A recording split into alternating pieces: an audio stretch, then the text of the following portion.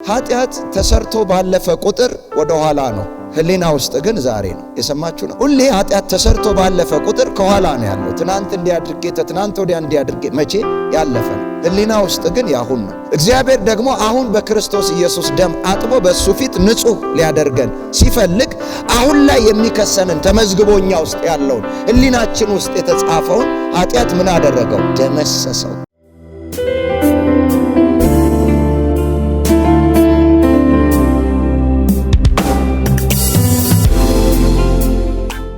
እግዚአብሔር ከኔ ጋር ነው በሉ። ጌታ ይመስገን። ሮሜ ምዕራፍ 3 ከቁጥር 21 ጀምሮ አሁን ግን በሕግና በነቢያት የተመሰከረለት የእግዚአብሔር ጽድቅ ያለ ሕግ ተገልጧል። እርሱም ለሚያምኑ ሁሉ የሆነ በኢየሱስ ክርስቶስ በማመን የሚገኘው የእግዚአብሔር ጽድቅ ነው። ልዩነት የለምና ሁሉ ኃጢአትን ሰርተዋልና የእግዚአብሔርም ክብር ጎድሏቸዋል። በኢየሱስ ክርስቶስ በሆነው ቤዛነት በኩል እንዲያው በጸጋው ይጸድቃሉ። እርሱንም እግዚአብሔር በእምነት የሚገኝ በደሙ የሆነ ማስተሰረያ አድርጎ አቆመው። ይህም በፊት የተደረገውን ኃጢአት በእግዚአብሔር ችሎታ ስለመተው ጽድቁን ያሳይ ዘንድ ነው። ራሱም ጻድቅ እንዲሆን በኢየሱስም የሚያምነውን እንዲያጸድቅ አሁን በዚህ ዘመን ጽድቁን ያሳይ ዘንድ ነው ይላል። ስለ መጽደቅ ነው የሚያወራው። የሚጸደቀውም በክርስቶስ ኢየሱስ እንደሆነ ነው የሚናገረው። ከሱ ውጪ አይሁዳዊ የለ ግሪካዊ፣ ሁሉ ኃጢአትን ሰርተዋል፣ የእግዚአብሔርም ክብር ጎድሏቸዋል ይላል። ማንም አይሁዳዊውም በአይሁዳዊነቱ ሊጸድቅ አይችልም፣ ግሪክም በራሱ ማንም በራሱ መጽደቅ አይችልም። ሁሉ ኃጢአትን ሰርተዋል፣ የእግዚአብሔርም ክብር ጎድሏቸዋል ይልና እግዚአብሔር ግን ጌታ ኢየሱስን በደሙ የሚሆን የኃጢአት ማስተሰረያ አድርጎ አቆመው ይላል። ለማን? ለአይሁዳዊም ለግሪካዊም፣ ለሰው ዘር በሙሉ ለኃጢአት ስርየት አድርጎ ምን አለው ይላል? አቆመው።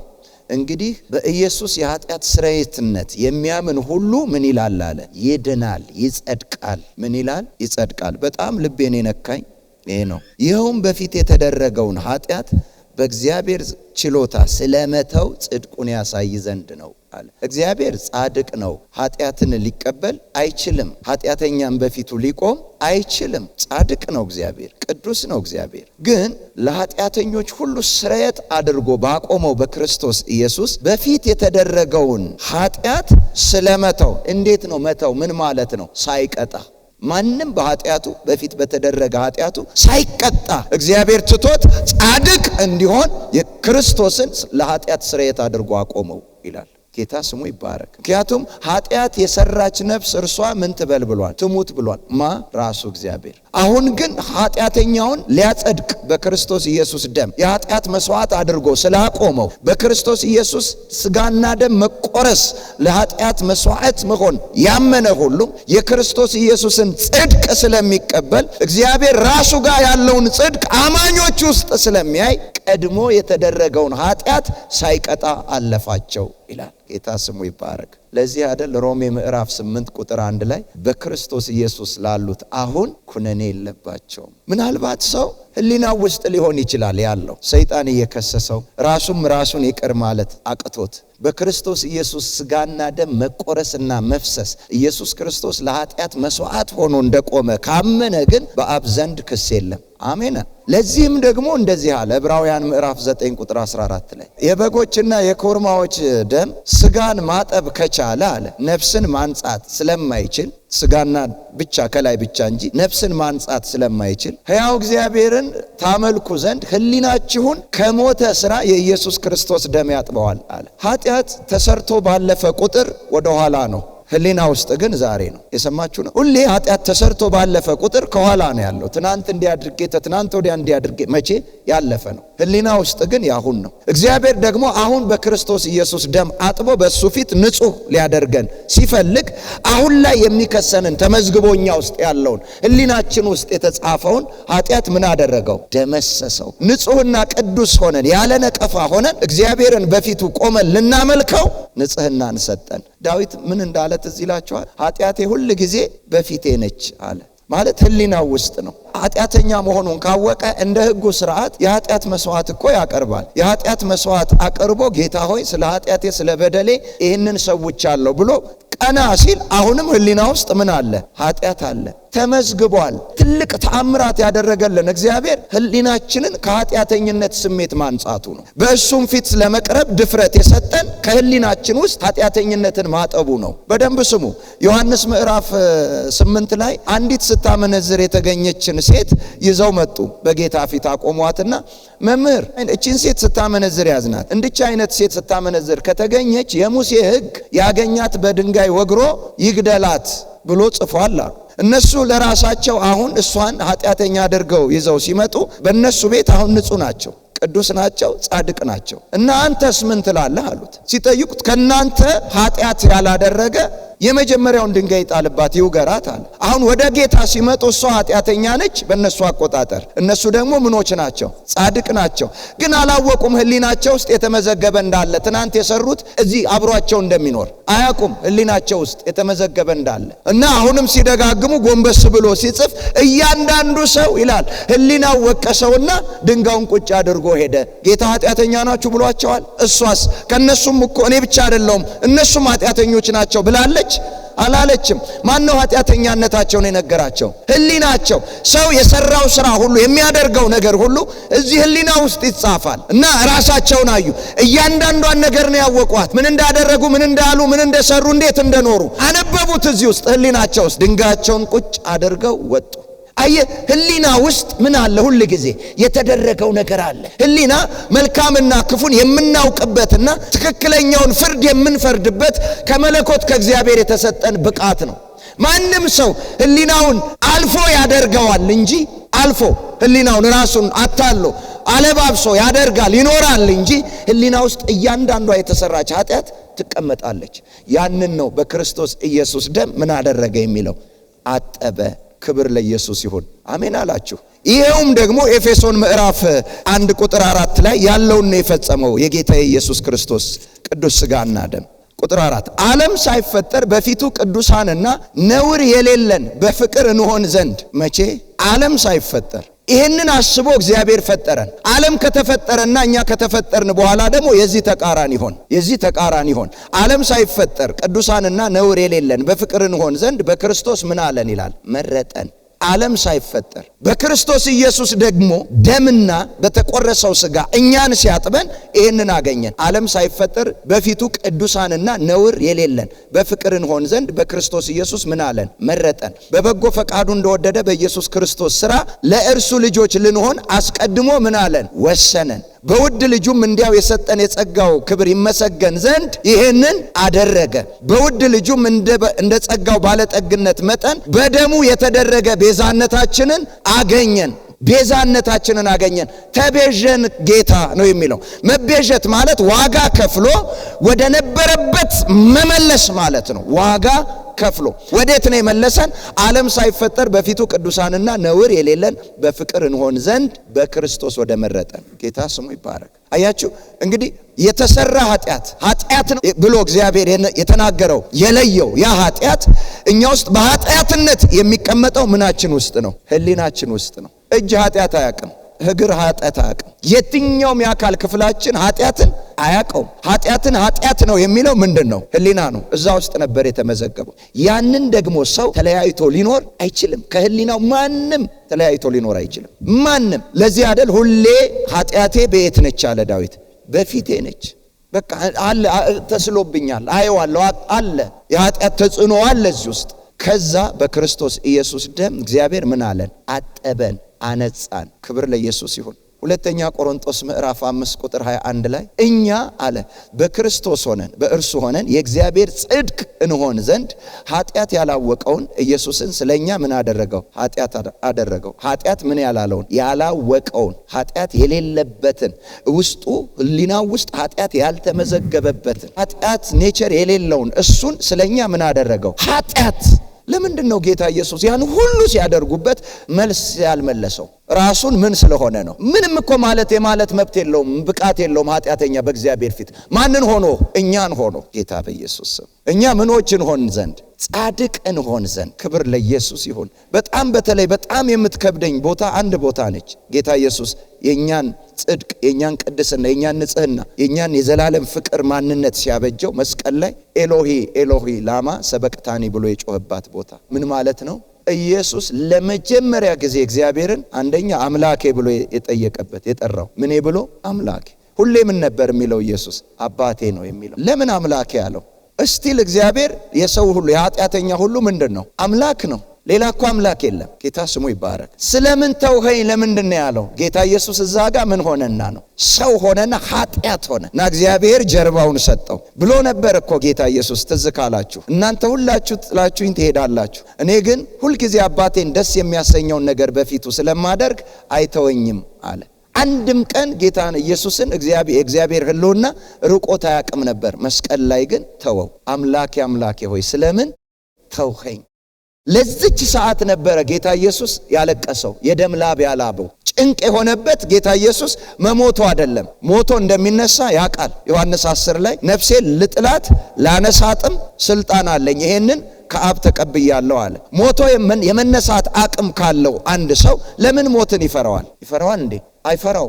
ሞቶ የመነሳት አቅም ካለው ሰው ሞትን ይፈራል? አይፈራም። እንደውም በሞት ላይ ታላቅ መሆኑን ለማሳየት ይቸኩላል። ሞትን ነበር የሚጠራው፣ እንደውም የሚያፈጥነው ሞቶ የመነሳት አቅም ካለው አይደል?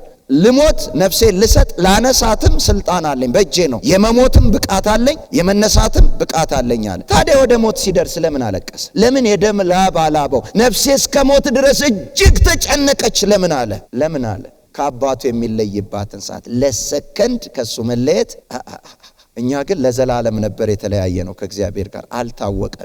አልታወቀንም ነበር። እሱ ለዛች በመስቀል ላይ ኃጢአት ሆኖ ከእግዚአብሔር ለሚለይባት ከአባቱ ከሚለይባት ያቺ ጊዜ አስጨነቀችው። ብትወድስ እቺ ጽዋ ከኔ ትለፍ እንዴ? ሞቶ እንደሚነሳ ካወቀ ለምን ከበደው? ስልጣን ካለው ለምን ከበደው? ልክ ስለኛ በእኛ ቦታ ኃጢአት ሆኖ እግዚአብሔር ከኃጢአት ጋር ህብረት ስለሌለው ኃጢአትን ማየት ስለሚጸየፍ ዞር ሲልበት ከአባቱ ውጭ የሚሆንባት ያቺ ጊዜ እጅግ ከባድ ነበረች። የጭንቅ የሆነችበት እሷ ነበረች። ስለ እሷ ነው ያለቀሰው። እግዚአብሔር ከሱ ዞር ሲል ወደ ማን ነው የዞረው? ወደኛ። በእኛ ቦታ ኃጢአተኛ ሆነ፣ እኛን በሱ ቦታ ምን አደረገን? ጻድቅ አደረገን። የሰማችሁ ነው። ወደ ማዞር አለ? ወደኛ። ኤርምያስ ላይ አንድ የተናገረው ነገር አለ። ሙሴና ኤልያስ እንኳን በፊቴ ቢቆሙ ወደዚህ ህዝብ ዘንበል አልልም ብሎ እግዚአብሔር የጨከነበት ጊዜ ነበር ለሰው ልጅ። ኢየሱስ ግን በመስቀል ላይ የኛን ቦታ ኃጢአት ሆኖ ለኛ መስዋዕት ሆኖ ሲቀጣ፣ ያንን ዕዳ ያንን ዋጋ ሲከፍል እሱ ኃጢአት ሆነ፣ እኛ ጻድቅ ሆነን እግዚአብሔር ወደ ማዞር አለ? ወደኛ ዞር አለ። ለዘላለምም ወደኛ ዘን ብሎ ቀረ። እኛን ተቀብሎ ቀረ። ጌታ ስሙ ይባረክ። ኢየሱስ ሞተ፣ ተቀበረ፣ በሶስተኛውም ቀን ተነሳ። ሲነሳ ብቻውን አልተነሳም። ሞቱ ለኛ ስለነበር ትንሳኤውም ለማሆነ ለኛ ሆነ። ሞቱን በሚመስል ሞት ከእርሱ ጋር ከተባበራችሁ ትንሳኤውም በሚመስል ትንሳኤ ደግሞ ከእርሱ ጋር ትተባበራላችሁ ስላለ ሞቱም ተቆጠረልን፣ ትንሳኤውም ተቆጠረልን። እሱ ብቻ አይደለም፣ መስቀል ላይ የከፈለው ያ ከባድ ዋጋ ለማ ተቆጠረ? ለኛ ተቆጠረ። ለዚህ ነው በፊት የተሰራውን ኃጢአት ጌታ ስለመተው ምኑን ያሳይ ዘንድ? ጽድቁን ያሳይ ዘንድ። በማን ውስጥ? በእኛ ውስጥ። የማንን ጽድቅ? የራሱን ጽድቅ፣ የእግዚአብሔርን ጽድቅ።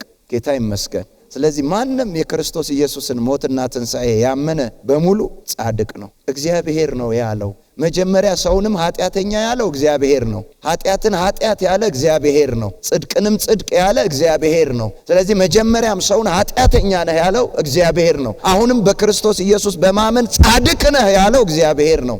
ሰው ኃጢአተኛነቱን አምኖ እንደተቀበለ ጻድቅነቱንም አምኖ ሊቀበል ይገባል። አሁንም በዚህን ጊዜ ሰው ጻድቅ ነህ ከሚባል ይልቅ ኃጢአተኛ ነህ ቢባል ቶሎ የመቀበል አቅሙ አለው። ቶሎ ይቀበላል። ኃጢአተኛ ነህ ሲባል ነው የሚቀለው። አሁን የሆነን ነው የምላችሁ። አሁን እንደው ተንበርክከን እስቲ ስለ ኃጢአታችን ንስሐ እንግባ፣ እንባው ምኑም ተው ድብልቅልቅልቅ ነው የሚለው። ጸድቃችኋል ሲለን ለምን የዛን ያህል ፊሊንግ አይፈጥርም ውስጣችን? እግዚአብሔር አይደል እንዲህ ያለው? ኃጢአት ነው የሚለውን ንቅስ አድርጎ ሰው ነው ያወጣው ወይስ እግዚአብሔር ነው? እግዚአብሔር ነው። ጽድቅንስ እግዚአብሔር ነው። ኃጢአተኛ ነህ ሲለው ሰው ኃጢአተኛ ከሆነ ጻድቅ ነህ ሲለው እንዴት ነው ጻድቅ የማይሆነው? ይሆናል እንጂ አይሆንም ወይ? እቺ ፓርት ለምን እንደሆነ ትከብደኛለች። ለምንድነው? ከህሊናችን ጋር አልተስማማንም። እነዛ ሰዎች እንኳን ከህሊናቸው ጋር ተስማምተው ሄዱ። የከሰሷት ሰዎች ከህሊናቸው ጋር ተስማምተው ሄዱ። ረስተውት ነበር ህሊናቸውን። እነሱ ዛሬ ላይ እንደሷ በኃጢአት የተገኘ ማንም የለም። ትናንት መስዋዕታቸውን አቅርበዋል። ዛሬ ጻድቅ ናቸው። ግን ህሊናቸው ውስጥ ኃጢአት ተቀምጧል፣ ተመዝግቧል። በደንብ ነው የተመዘገቡ። ህሊናቸውን እያነበቡ ነው የሄዱ። ኢየሱስ ማናቸውንም ሂዱ አላለ። እናንተ ማን ከማን ተሽሎ ያላቸው ማንም የለም። ማንም እንደውም እሷ ነች መልካም የሆነላት። ልጄ ሆይ እኔም ምን አልልብሽም፣ አልፈርድብሽም፣ ደግመሽ ኃጢአት አትስሪ ማለት ተወላት። እነዛ ሰዎች ከነ ኃጢአታቸው ነው የሄዱት። እድሉን እኮ አግኝተው ነበር። ህሊናቸው ሲከሳቸው ድንጋዩን ቁጭ አድርገው ጌታ ሆይ ማንም ከማንም አይሻልም። ልክ እንደ ኢሳይያስ መናገር ነበረባቸው። ልላክ ማንን ልላክ ሲል ኢሳይያስ ሰማና ጌታ ሆይ ማንን ትልካለህ? እኔም ከንፈሩ በረከሰ ህዝብ መካከል ከንፈሬ ረክሶ ተቀምጫ፣ ሁላችን አንድ ነን፣ ማንን ትልካለህ አለው። አመነ ኃጢአቱን። መጣና መልአኩን በእሳት ጉጠት ይዞ አምጥቶ ተኮሰው። ቀድሼሃለሁ። ጌታ ስሙ ይባረክ። ይሁን እግዚአብሔር የቀደሰው የተቀደሰ ነው። ከዛ በኋላ ድምጹን መስማት ጀመረ። ወደ 700 ዓመት ወደፊት አይቶ የጌታ የኢየሱስን መወለድ በመገረፉ ቁስላችን መፈወስን እሱ ነው የተነበየው። የእውነት ቀድሶታል። በቃ ቀድሻቸዋለሁ ካለን እግዚአብሔር ተቀድሰናል። እስቲ ተቀድሻለሁ በሉ። የኢየሱስ ሥጋና ደም ቀድሶኛል በሉ። አሁን ግን በሕግና በነቢያት የተመሰከረለት ሕግና ነቢያትም ነው ሕግ ራሱ መሰከረለት ይላል። ለማን ነው የመሰከረው? ሕግ የተመሰከረለት የእግዚአብሔር ጽድቅ ያለ ሕግ ተገልጧል። የእግዚአብሔር ጽድቅ ያለ ምን? ያለ ሕግ በሕግ ሥራ ሳይሆን በክርስቶስ ኢየሱስ የኃጢአት መስዋዕት ሆኖ የእግዚአብሔር ጽድቅ ተገለጠ። በክርስቶስ ኢየሱስ የሥጋና ደም መቆረስና መፍሰስ በፊት የእግዚአብሔር ጽድቅ የሚገለጠው በምንድን ነው? በሕግ ነው። በሕግ የእግዚአብሔር ጽድቅ ሲገለጥ ሕግን መስራት ያልቻሉ የእግዚአብሔርን ጽድቅ ማግኘት አልቻሉም። ለምን? ከሥጋ ድካም የተነሳ ለሕግ አቃተው ይላል። ሕግ የሚሰሩ ሰዎችን ነው የሚያጸድቀው። የክርስቶስ ኢየሱስ ሥጋና ደም ደግሞ ሰርቶ ነው የሚያጸድቀው። አነበብኩላችሁ አይደል? በእርሱ ሥራ ሁላችን የእግዚአብሔር ልጆች ሆንን። ሕግ ሥራ ይልሃል፣ ኢየሱስ ሰርቼልሃለሁ ይላል። አሁን የእግዚአብሔር የመጨረሻዋ ቀን እንኳን ፍርድ ይሄን ሰርተሃል አይደለም። አንተ መስራት እንደማትችል አውቃለሁ። አንተ ሕግን መፈጸም ጽድቅን ማድረግ እንደማትችል ስለማቅ በአንተ ቦታ የሚሰራልህን አቆምኩ። አንተ መስራት ቢያቅትህ ለምን የሰራልህን አላመንክም ነው። ይሄኔ ነው በክርስቶስ ኢየሱስ የመስቀል ሥራ ሞትና ትንሣኤ ጻድቅ እንደሆን ስናምን ብቻ ነው በትክክል እግዚአብሔርን እያመን እንደሆነ የምናውቀው። ያለዛ እያመን አይደለም። አላመንም። እግዚአብሔር የሚታመነው በማን ነው? ልንገራችሁ። በእኔ በቀር ወደ አብ የሚመጣ የለም። በእኔ በቀር ከእኔ በቀር አላለም። ኢየሱስ መስቀል ላይ ከመውጣቱ በፊት ግን ከክርስቶስ በቀር ወደ አብ ማንም፣ አብና ወልድ ብቻ ናቸው ኅብረት ያላቸው፣ ግንኙነት ያላቸው። አባትና ልጅ እነሱ ብቻ ነበሩ። አንድያ ልጁን ላከ ስለሚል ሲነሳ ግን ከሙታት አንድያ መባሉ ቀረና የበኩር ሆነ። ምኖች ስላሉ ተከታይ ልጆች ማንን የሚመስሉ? ኢየሱስን የሚመስሉ። ለምን? ሥጋውን አምነው የበሉ ደሙን አምነው የጠጡ በሥጋና ደም የመጣ ማንነቱን ሕይወቱን ስለተካፈሉ የሱ ጽድቅ ውስጣቸው ገብቷል። ያንን ጽድቅ እግዚአብሔር ሲያየው በፊት ያደረጉትን ኃጢአት መቅጣት አቃተው፣ ተወው። ጌታ ስሙ ይባረክ። ይሄ እኮ አገር የሚንቀጠቀጥለት እኛም የምንፈራው ሰይጣን እንደተጣለ ብናውቅ ጥሩ ነው። ልክ እኛ ጋር የክርስቶስ ኢየሱስ ደም መጥቶ ያንን ስናምን የእኛን ሥራ ሰርቶ ያ ከአቤል ደም ይልቅ የተሻለው ደም እግዚአብሔር ጋር ሲገባና ስለኛ ጽድቅ ማውራት ሲጀምር የወንድሞች ከሳሽ ዲያብሎስ ምን ተባለ? ወደቀ፣ ተጣለ። ከእግዚአብሔር ዘንድ ስለተጣለ አሁን እድል መንሳት ያለብህ ሕሊናህ ውስጥ አንተ ነህ፣ ሰይጣን እንዳይከስህ። እሱ ከሚያወራው ሰይጣን ይዞብህ ከሚመጣው ክስ ይልቅ የኢየሱስ ደም በእግዚአብሔር ዘንድ ተቀባይነት አለው። አሜን በልባክ። ዮሐንስ መልእክት ምዕራፍ 4 ከ13 ጀምሬ ላንብብላችሁ። ከመንፈሱ ስለሰጠን በእርሱ እንድንኖር እርሱም በእኛ ውስጥ እንዲኖር በዚህ እናውቃለን። ጌታ ይመስገን። ከምኑ ስለሰጠን? ከመንፈሱ ስለሰጠን። ማን ነው የሰጠን? እግዚአብሔር። መንፈስ ቅዱስ የተሰጣቸው ለማን ነው? ክርስቶስ ኢየሱስ። የክርስቶስ ኢየሱስ መስዋዕትነትን ለተቀበሉ በሙሉ እናውቃለን። እኛም አይተናል። አባትም ልጁን የዓለም መድኃኒት ሊሆን እንደላከው እንመሰክራለን። ኢየሱስ የእግዚአብሔር ልጅ እንደሆነ በሚታመን ሁሉ እግዚአብሔር በእርሱ ይኖራል፣ እርሱም በእግዚአብሔር ይኖራል። ቅልቅል ሆነ። አያችሁ? እግዚአብሔር በእርሱ ይኖራል፣ እርሱም በእግዚአብሔር ይኖራል። ጌታ ኢየሱስ ወደ መስቀል ከመምጣቱ በፊት አንድ ነገር አለ። በዚያን ቀን ታውቃላችሁ። ምን እናውቃል? አብ በእኔ እንዳለ እኔም በአብ እንዳለው እናንተም በእኛ እንዳላችሁ። ሃሌሉያ። እንዲህ ካልሆነ ጢሞቴዎስ ላይ የሚናገረው ቃል ነው እኛ ላይ የሚሆነው። የአምልኮት መልክ አላቸው፣ ኃይሉን ግን ክደዋል ይላል። የእግዚአብሔር ኃይል ይሄ ነው። የገዛ ክንዱ መድኃኒት አመጣለት ተብሎ ሃሌሉያ የተነገረለት የክርስቶስ ኢየሱስ ቅዱስ ሥጋና ደም ነው። ኢየሱስ የእግዚአብሔር ልጅ እንደሆነ በሚታመን ሁሉ እግዚአብሔር በእርሱ ይኖራል፣ እርሱም በእግዚአብሔር ይኖራል። እኛም እግዚአብሔር ለኛ ያለውን ፍቅር አውቀናል አምነንማል። እግዚአብሔር ፍቅር ነው። በፍቅር የሚኖር በእግዚአብሔር ይኖራል፣ እግዚአብሔርም በእርሱ ይኖራል። እቺን ቁጥር 17 በደንብ ስሙ። በፍርድ ቀን ድፍረት ይሆንልን ዘንድ ፍቅር በዚህ ከኛ ጋር ተፈጽሟል። ምን ማለት ነው? በፍርድ ቀን ምን ይሆንልን ዘንድ ድፍረት? በማፊት በእግዚአብሔር ፊት መቆም፣ በእግዚአብሔር ፊት መቆም፣ ያለ ክስ መቆም፣ ያለ ነቀፋ መቆም፣ በንጽህና መቆም ይሆንልን ዘንድ ፍቅር አሁን በዚህ በእኛ ላይ ምን አለ?